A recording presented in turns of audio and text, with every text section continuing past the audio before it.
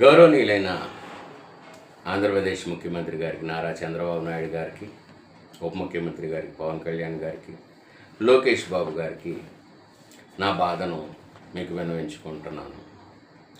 3 నెలలు అద్దె కట్టకపోతేనే వాళ్ళని ఖాళీ చేయించాలి, కానీ 6 సంవత్సరాలుగా అద్దె కట్టకుండా నా ఇంటిని బలవంతంగా వాడుకుంటూ నన్ను ఇంట్లోనే ఆ స్థలంలోనే ఉండకుండా చేయడానికి, స్థలం కబ్జా చేయడానికి ప్రయత్నిస్తున్న ప్రాఫిట్ షూ కంపెనీ గురించి నేను మీకు ఇవాళ వివరిస్తున్నాను.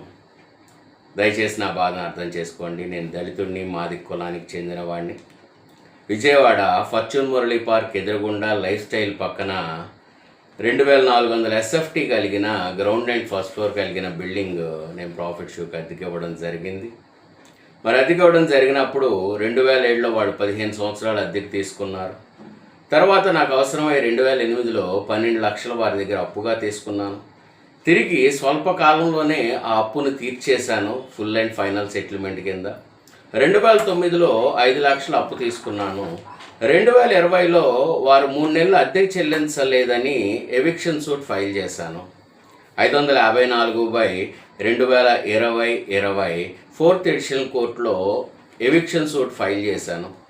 మాది కులానికి చెందిన వాడివి, నువ్వు నా మీదే ఎవిక్షన్ సూట్ ఫైల్ చేస్తావేరా అని చెప్పి బోడేపూడి శివకోటేశ్వరరావు మరి 2024లో నా మీద కమర్షియల్ డిస్ప్యూట్స్ యాక్ట్ కింద 5 లక్షలకి 2009లో తీసుకున్న 5 లక్షలకు కాను 1,37,00,000 అక్షరాల 1,37,45,045 రూపాయలు నేను చెల్లించాలని నా మీద కమర్షియల్ డిస్ప్యూట్ వేశారండి.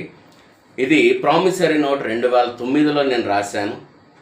ఆ ప్రామిసరీ నోటుకు గాను 2008లో నేను తీర్చేసిన అప్పుకు కూడా మరి 104 రోజులు వడ్డీ నువ్వు కట్టలేదు, ఆ 12 లక్షలు కానీ 83,000 వేసి 2009లో 5 లక్షల అప్పుకి మొత్తం 14 సంవత్సరాల 3 నెలలకి ₹2 వడ్డీతో 1,31,49,335 రూపాయలు.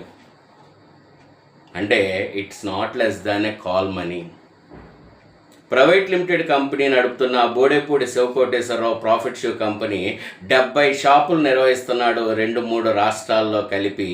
మరి క్రిమినల్ ఐడియాలజీతో మరి ఆస్తుల్ని కబ్జా చేయాలని మరి మాదిగ కులానికి చెందిన నన్ను, నా కుటుంబ సభ్యుల్ని బెదిరిస్తూ మరి 1,37,00,000 5 లక్షల కంటే ఇది కాల్ మనీ కిందకు వస్తుందా రాదా? ఈ కాల్ మనీ కింద 6 సంవత్సరాలు అద్దె కట్టకపోతే మరి